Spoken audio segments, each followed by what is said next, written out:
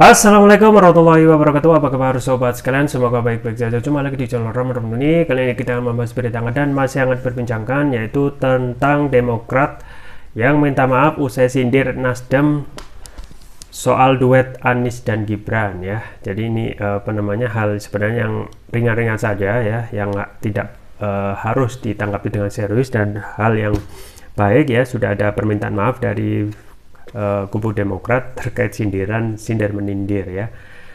Ini yang sesuai dilansir oleh cnnindonesia.com. Langsung kita baca dan kita ulas. Demokrat minta maaf usai sindir Nasdem soal duet Anies Gibran.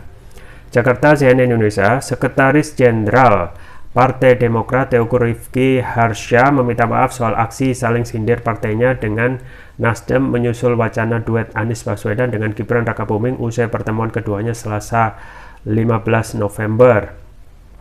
Rifki menegaskan bahwa aksi saling sindir itu tak lebih untuk saling mengingatkan.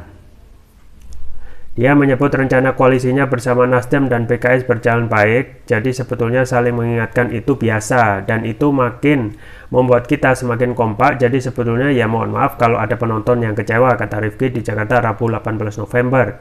Hal itu disampaikan Rifki usai menggelar pertemuan antara tim kecil rencana koalisinya dengan Nasdem, PKS, dan Anies di Rumah Makan Padang pagi sore, Jakarta Selatan. Pada kesempatan yang sama, Wakil Ketua Majelis Syuro PKS Soebul Iman mengatakan rencana koalisi partainya dengan Nasdem dan PKS dengan mendukung Anies masih terbuka dengan partai-partai lain. Namun dia menegaskan ketiga partai merupakan PKS, Nasdem, dan Demokrat sebagai inisiator koalisi. Menurutnya, pembahasan soal cawapres masih akan dibahas dengan kesepakatan bersama, termasuk jika ada partai lain yang bergabung. Tentu kita akan bicarakan gitu aja, gitu ya. Tapi bahwa tiga ini merupakan backbone ya, yang merupakan inisiator dari koalisi perubahan ini, katanya. Aksi saling sindir Demokrat dan Nasdem dipicu oleh wacana menduetkan Gibran dengan Anies. Usai pertemuan keduanya, Demokrat mengingatkan agar Nasdem tak genit dan meminta fokus terhadap wacana koalisi mereka mendukung Anies. Demokrat sendiri mengusulkan Ketua Umum mereka Agus Harimurti Yudhoyono AHY sebagai pendamping Anies. Sedangkan PKS mengusulkan mantan Gubernur Jawa Barat Ahmad Heriawan. Namun nama-nama itu hingga kini usulan tersebut belum mencapai titik temu. Ketiga partai juga gagal mengumumkan deklarasi koalisi mereka pada 10 November lalu ya. Ya sobat sekalian, itu ya jadi permintaan dari Sekjen Demokrat yaitu Teuku Rifki Harsha ya terkait sindirannya, dan sebenarnya hal yang biasa saja ya dalam hal guyonan ya. Yang penting harus kalaupun itu benar-benar menyinggung ya harus benar-benar minta maaf ya. Dan memang kejadian misalnya pertemuan antara Anies dan Gibran itu hanya sifatnya ringan saja ya kalau kita melihat pemberitaan di media, dan juga meskipun itu ya setiap gerak-gerik dari Anies selalu memunculkan ya kontroversi ya, meskipun hanya simbolisasi untuk bertemu dan juga makan sarapan saja ya. Kan kemarin juga diberitakan di sini ya, kemudian dibahas di sini juga ada juga lembaga survei yang sempat ya mengkritik ya, melihat kalau yang menginisiasi sarapan pada saat kunjungan Anies di Solo itu Anies ya, padahal itu langsung di dalam tanda kutip dibalas ya, kena tampar Gibran sendiri bahwasanya yang inisiasi itu adalah Gibran ya dalam kunjungan di Solo ya, acara Hall Habib Ali ya. Nah ini fenomena biasa saja ya sobat sekalian, terkait saling sindir ataupun saling mengingatkan lah intinya yang disampaikan oleh Sekjen Demokrat sendiri ya, Arif Rifki Harsha, bahwasanya ada tanggungan PR yang belum selesai, yaitu mengumumkan deklarasi ya antara partai koalisi pengusung yaitu Nasdem, Demokrat, dan PKS ya. Dan memang diketahui sudah disampaikan bahwasanya tidak segera dideklarasikan partai pengusung Anies, yaitu Koalisi Perubahan ini memang berbagai banyak faktor ya. Di antaranya yang paling intinya adalah sebenarnya alasan-alasan teknis saja ya. Di antaranya misalnya PKS belum mengadakan musyawarah Majelis Syuro ya. Kemudian pada waktu itu Mas AHY dari Demokrat baru pulang dari Jerman dan lain sebagainya. Dan dan juga belum dideklarasikan itu ada seloro dari pengamat politik, yaitu Fahri Hamzah ya, dibilang ya bandar belum deal ya. Nah itu sah-sah saja gitu ya. Dan alasan teknis yang disampaikan di depan itu tentu saja ya belum tentu alasan sebenarnya yang disampaikan hanya di depan saja, tetapi alasan sebenarnya atau alasan belakang layar itu memang masih dirahasiakan atau masih jadi tanda tanya. Nah, untuk duet Anies Gibran ya, kita ketahui ya dalam undang-undang sudah dibatasi bahwasanya kalau usia minimum ya untuk capres maupun cawapres itu 40 tahun ya. Kalau Gibran itu belum, masih 35 tahun, which is tentu saja tidak mempunyai tidak sesuai kriteria. Jadi untuk Anies Gibran ya sementara kita harus hilangkan itu karena itu hal yang tidak mungkin. Dan untuk kunjungan Anies misalnya kemarin ke Solo hanya biasa saja gitu ya, biasa saja sebagai kalau yang diberitakan hanya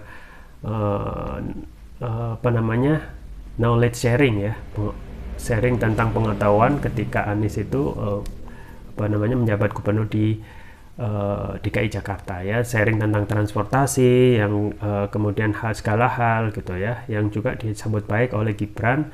Dan tentu saja setiap kiprah Anies yang kita ketahui saat ini memang sudah naik kelas ya, dalam artian sudah level akan nyapres otomatis sudah beda ya, semakin tinggi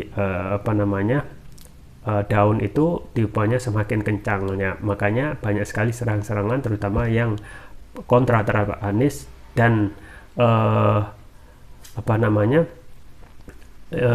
juga ada survei yang juga mengkritik terkait pertemuan Anies dengan Gibran ya, disebutlah yang menginisiasi dulu atau yang ngajak dulu Anies dan lain sebagainya, akhirnya bisa ditampar dalam tanda kutip oleh Gibran bahwasanya yang menginisiasi itu adalah Anies. Nah itu hal yang biasa saja dalam hal politik yang tidak boleh, tidak usah kita ambil serius ya.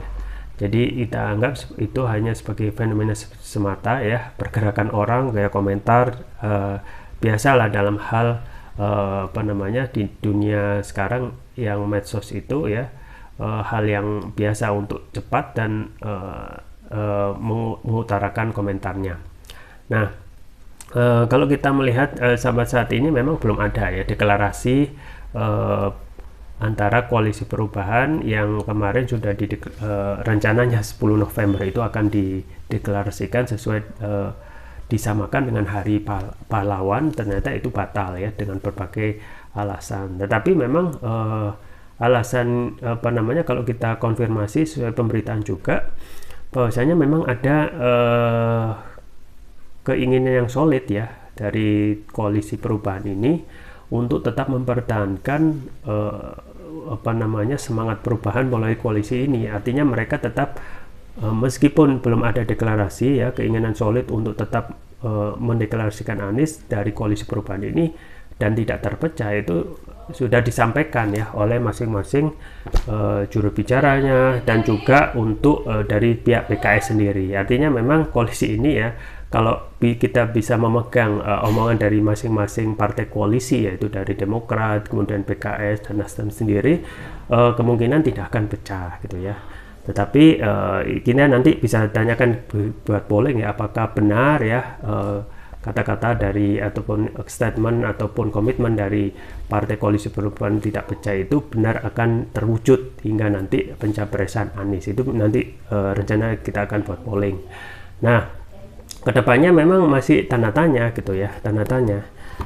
terkait apa namanya Anies Baswedan yang apa namanya koalisi Anies itu kapan akan dideklarasikan.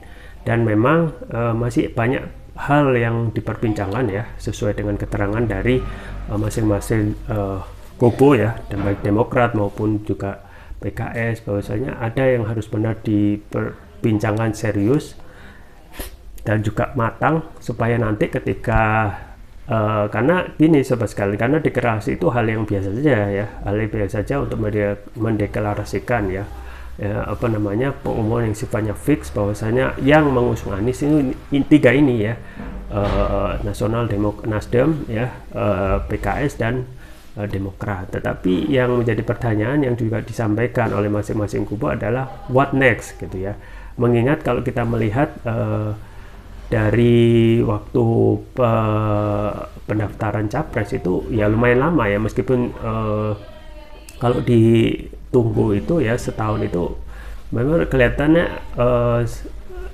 lama, tapi sebenarnya sebentar itu kalau kita tidak fokus pada menghitung hari ya. Nah itu masih berhitung ya, cermat ya, apa langkah selanjutnya, karena ya kalau kita melihat rasional memang benar ya, kalau untuk deklarasi gampang, tetapi seterusnya itu bagaimana ya. Ini juga yang disampaikan oleh Anies, bahwasanya Anies juga melihat